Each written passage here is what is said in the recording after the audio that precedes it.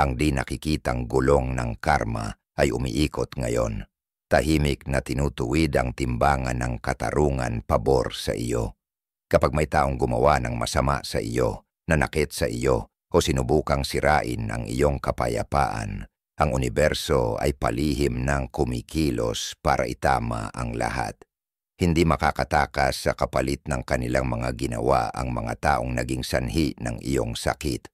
Unti-unti nang lumilitaw ang mga palatandaan sa paligid mo, mga hindi inaasahang pagbabago sa kapalaran, bigla ang balakid sa landas nila, at mga mahiwagang oportunidad na sa iyo naman bumubukas. Hindi ito basta-bastang mga pagkakataon. Ito ay mga bakas ng karma sa kwento ng iyong buhay. Sa video na ito, ibubunyag ko ang 5 hindi mapag-aalinlangang palatandaan na kumikilos na ang karma pabor sa iyo, at kung paano malapit ng harapin ang iyong mga kaaway ang bunga ng kanilang ginawa.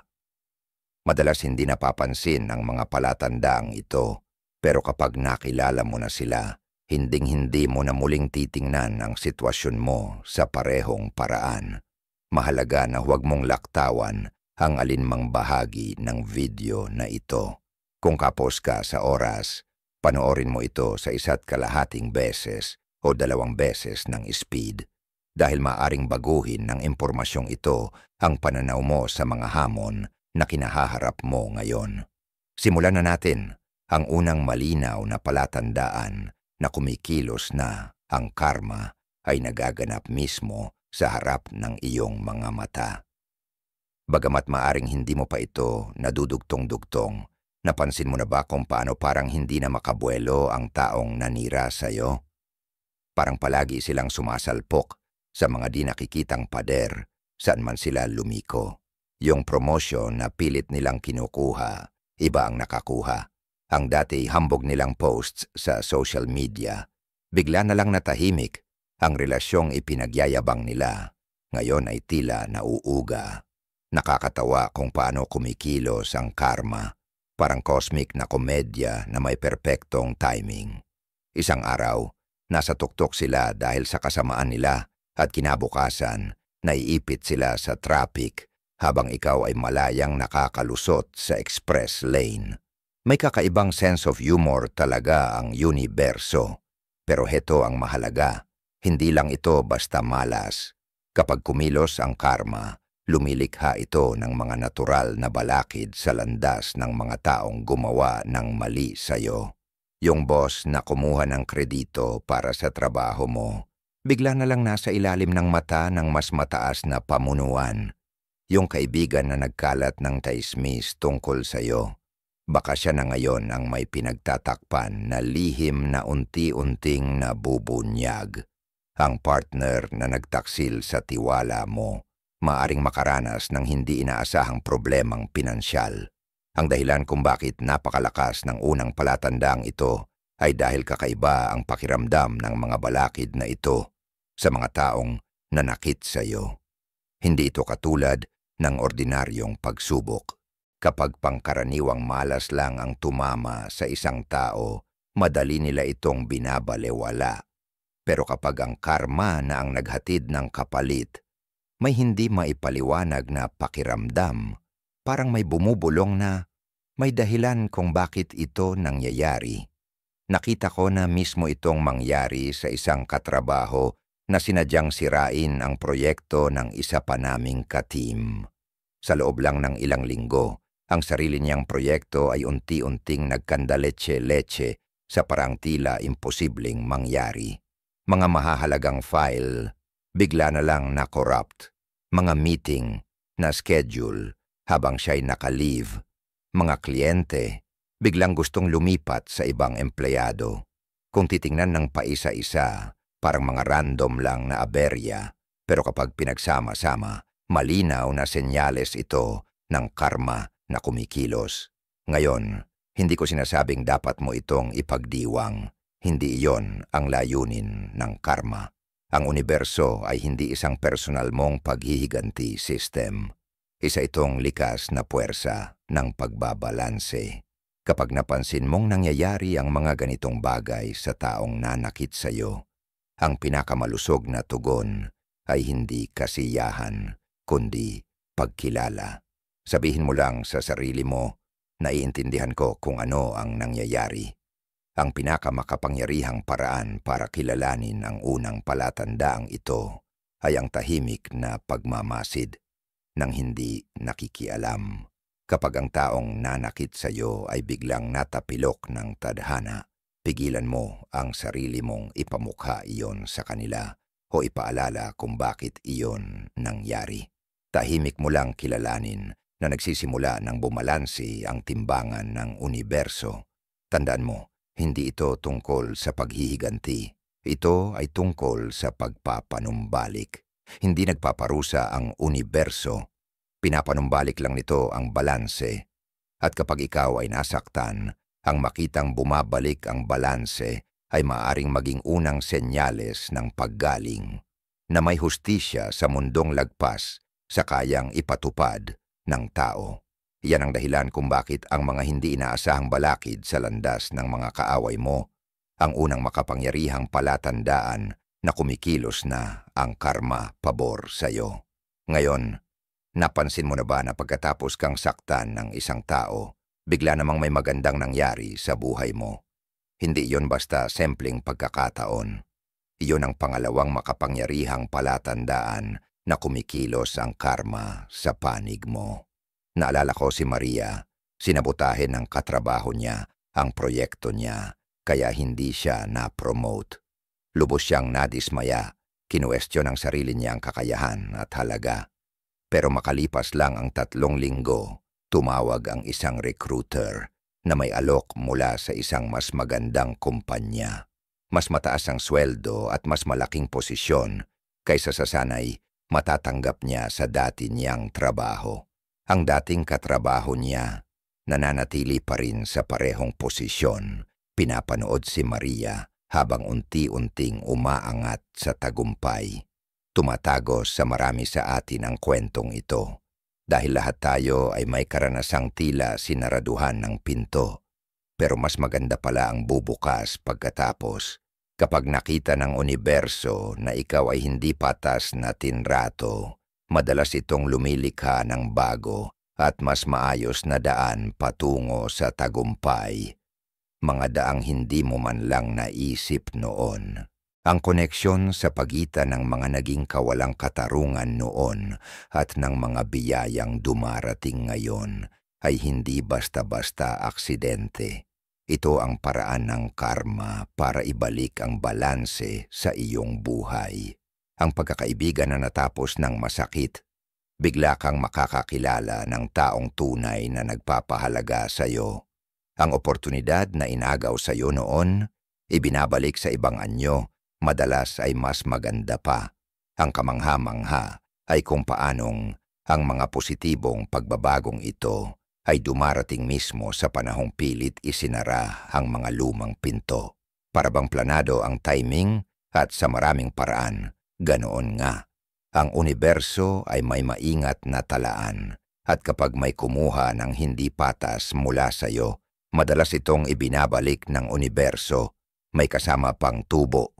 Pero paano mo malalaman kung ang isang magandang bagay ay simpleng swerte lang o gantimpala mula sa karma?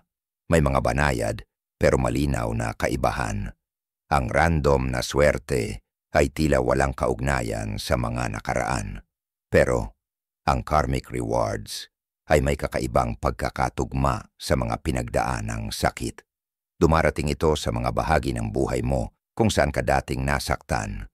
At madalas ay masigit pa sa nawala sa iyo ang kapalit. Marami ang nahihirapang tanggapin ito. Nakakaramdam sila ng guilt kapag may mabuting nangyari matapos silang saktan ng iba. Napapaisip sila kung sila ba'y nakikinabang sa paghihirap ng iba. Pero heto ang katotohanan. Ang pagtanggap sa mga biyayang dala ng karma ay hindi nangangahulugang nais mong mapahamak ang iba. Ibig sabihin lamang nito ay hinahayaan mong ibalik ng universo ang mga bagay na inalis sa iyo. Kapag dumating ang mga positibong pagbabagong ito, yakapin mo ng buo. Hindi ikaw ang dahilan ng mga balakid sa buhay ng mga nanakit sa'yo. Ikaw lang ang nanatiling may dignidad habang tahimik na inaayos ng universo ang balanse. Ang mga desisyon nila ang lumikha ng kapalit. Ang pagtitimpi mo ang lumikha ng oportunidad. Ano ang pinakatotoong palatandaan na ang mga pagbabagong ito ay galing sa karma at hindi basta aksidente? May dala itong pakiramdam na parang natapos ang isang kwento, isang hustisyang hindi kayang dalhin ng simpleng swerte. Kung napapansin mong may mga positibong pagbabagong dumarating sa buhay mo matapos kang saktan ng iba, huminto ka saglit at kilalanin ang makapangyarihang senyales na ito na kumikilos ang karma para sa iyo.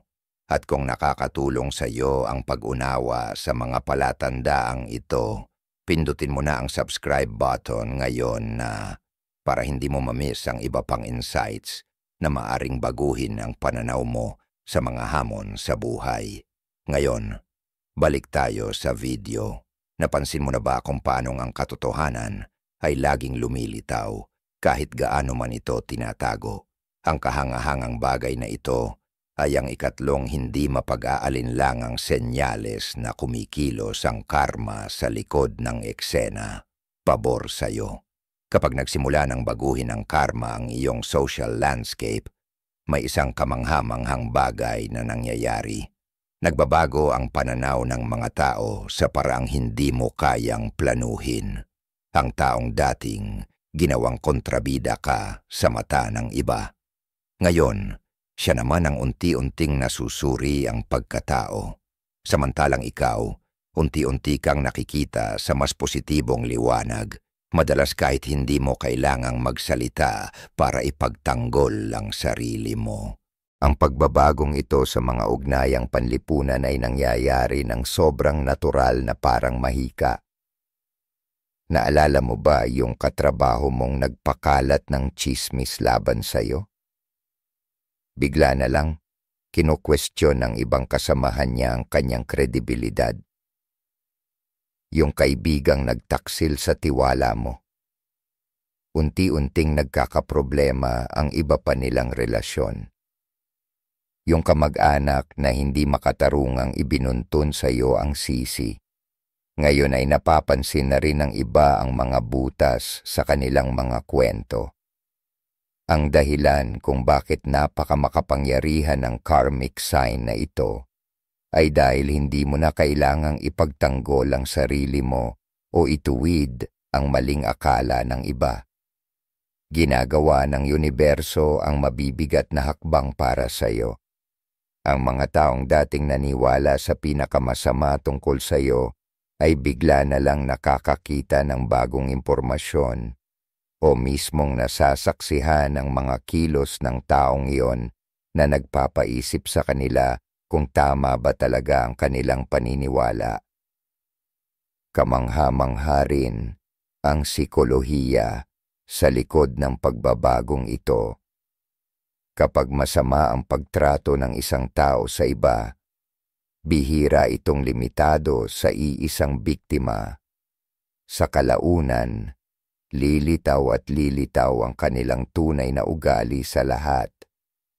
Para silang may maskarang dahan-dahang nahuhubad at nahahayag ang totoo nilang pagkatao. Mas nakakagulat pa ang dating mga kakampi ng taong nanakit sa iyo ay maaaring biglang mag-reach out sa iyo. Yung mutual friend na pinanigan sila noong may alitan kayo. Maaaring biglang mag-message sa iyo para aminin na mali ang kanilang paghusga. Yung katrabahong umiwas sa iyo dahil sa office drama, maaaring yayain kang magkape para magkaayos.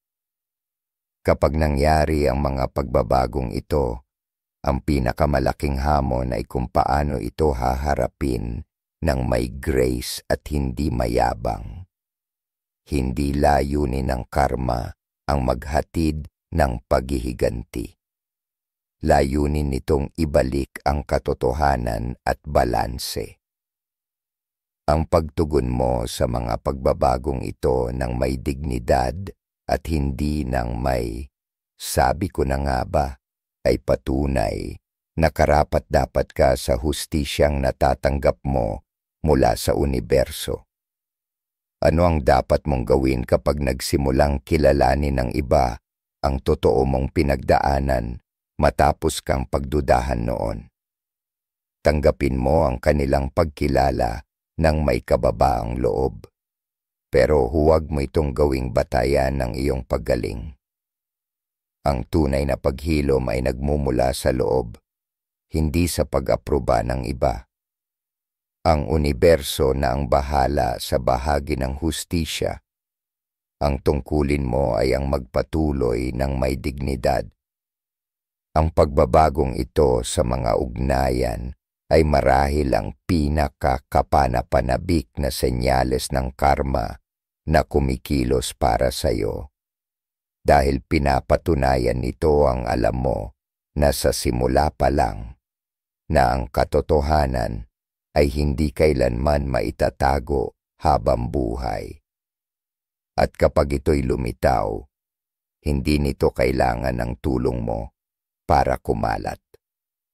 Kung nakatulong sa iyo ang impormasyong ito at nais mong suportahan ang channel, maaari mong pindutin ang thanks button sa ibaba ng video na ito.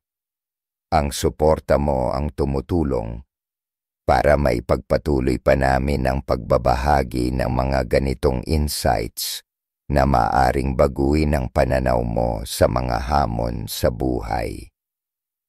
Tuloy tayo sa ika-4 na senyales na kumikilos ang karma para sa iyo.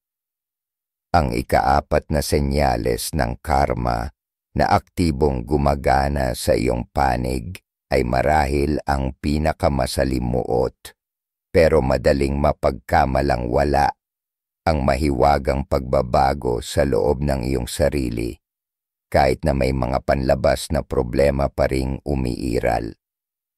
Ang senyales na ito ay hindi dumarating na may malalaking palatandaan o selebrasyon. Ibinubulong ito sa iyo sa mga tahimik na sandali.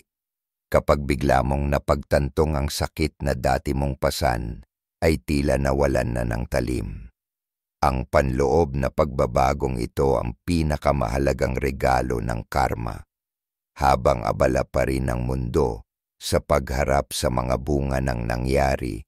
May bahagi sa loob mo na tahimik na nagsisimulang maghilom kahit wala pang pag-amin, paliwanag, o resolusyon mula sa labas.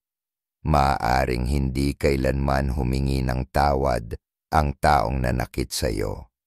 Pero sa hindi maipaliwanag na paraan, natututo kang bitawan ang bigat ng hinanakit na matagal mong kinarga. Balikan mo ang naramdaman mo noong bago pa lamang ang pananakit. Ang paulit-ulit na pag-ikot ng alaala sa isip mo, ang naglalagablab na galit, ang mga gabing hindi ka makatulog. Ngayon, ikumpara mo yon sa nararamdaman mo sa kasalukuyan. Bumaba na ba ang bigat ng emosyon? Kaya mo na bang balikan ang nangyari nang hindi muling lumulubog sa parehong sakit? Ang banayad na pagbabagong ito ay tanda na kumikilos na ang karma. Ibinabalik ang iyong panloob na kapayapaan habang sabay na inaayos ang panlabas na sitwasyon. Ang kahanga-hanga sa pagbabagong ito ay hindi ito nakadepende sa pag-amin ng iyong kaaway o sa anumang parusa sa kanila. Hindi nakatali ang iyong paghilom sa pagdurusa nila o sa kanilang pagkaunawa. Sa halip, ang pananaw mo ay unti-unting lumilipat mula sa pagiging biktima tungo sa pagiging nakaligtas at sa huli nagiging tagapagbago. Ang panloob na kapayapaang ito ay lumilitaw sa mga praktikal na paraan. Mapapansin mong mas maayos ka nang natutulog, mas madalas nang tumatawa o muling natutuwa sa mga simpleng bagay. Ang mga proyektong dati nakaka-overwhelm ay tila mas madali ng hawakan. Ang mga relasyong naapektuhan ng emosyonal mong pinagdadaanan ay nagsisimulang muling lumago habang bumabalik ang iyong enerhiya. Upang alagaan ang lumalalim mong kapayapaan, maglaan ng oras sa maliliit na pasasalamat sa mga bagay na nananatiling maganda sa buhay mo. Magsagawa ng mga gawain na nagpapaalala sa iyo kung sino ka bago ka nasaktan. Muling makipag-ugnayan sa mga bahagi ng sarili mong natabunan ng bigat ng nakaraan. Ang mga simpleng hakbang na ito ay lalong nagpapalakas sa proseso ng karmic healing na nagsimula na. Ang kaibahan sa pagitan ng lumalalim mong katahimikan at ng kaguluhang nararanasan ng nanakit sa iyo ay nagiging mas kapansin-pansin. Habang unti-unti mong natatagpuan ang sarili mong kapayapaan, sila na may lalong nalulugmok sa gulo. Hindi dahil ginusto mo yon, kundi dahil ang karma ay likas na nagdadala ng panloob na pagkagulo sa mga taong sumira ng kapayapaan ng iba. Ang panloob na pagbabagong ito ay hindi lamang tanda ng karma. Ito mismo ang layunin ng karma. Ang hangarin ng universo ay hindi lang parusahan ang mga nananakit, kundi buuing muli ang mga nasaktan. Ang pagbabalik ng iyong kapayapaan ay patunay na tinutupad na ng karma ang pinakamalalim nitong layunin sa buhay mo. Ang dahilan kung bakit makapangyarihan ang ikaapat na senyales na ito ay dahil ibinabalik nito ang kontrol sa iyong sariling kamay. Maaaring may mga panlabas na isyong patuloy na lumulutang, pero ang panloob mong mundo ay nagsimula ng maghilom. Ito ang pinakadakilang regalo ng karma. Hindi ang makita ang paghihirap ng iba, kundi ang mahimalang mabawi mo ang sarili mong kapayapaan, kahit ano pa ang gawin o hindi gawin ng iba. Tandaan mo ito. Ang tunay na karma ay hindi ang panonood sa paghihirap ng iba. Ito ay ang panonood sa sarili mong paghilom, sa paraang akala mo dati ay imposibleng mangyari. At ang paghilom na yon ay nagsisimula na sa loob mo kahit hindi mo pa ito lubos na napapansin. Ngayon, naranasan mo na ba ang mga kakaibang pangyayari na parang may mensaheng gustong iparating tungkol sa taong nanakit sa'yo? Hindi lang basta pagkakataon ng mga iyon. Iyon ang ikalimang makapangyarihang senyales na aktibong kumikilos ang karma sa panig mo. Maglaan ka ng sandali para balikan ang karanasan mo. Maaaring iniisip mo ang isang taong nakasakit sa'yo at bigla mong nakita ang pangalan nila sa karatula ng kalsada o sa pahina ng isang librong random mong binuklat. Maaaring nagdududa ka kung darating pa ba ang hustisya at sa mismong araw na iyon, nakatanggap ka ng hindi inaasahang mensahe mula sa isang mutual friend na nagbahagi ng impormasyon na nagpapatunay sa naranasan mo. O kaya na may napanaginipan mong nakatayo ka ng matatag habang hinaharap ng taong iyon ang bunga ng kanilang ginawa. At paggising mo, Nalaman mong dumaraan na nga sila sa totoong hamon sa buhay. Ang mga ganitong synchronicities ay banayad na paraan ng universo para patunayan sa iyo na ang di nakikitang gulong ng hustisya ay umiikot sa likod ng lahat, tahimik pero tiyak.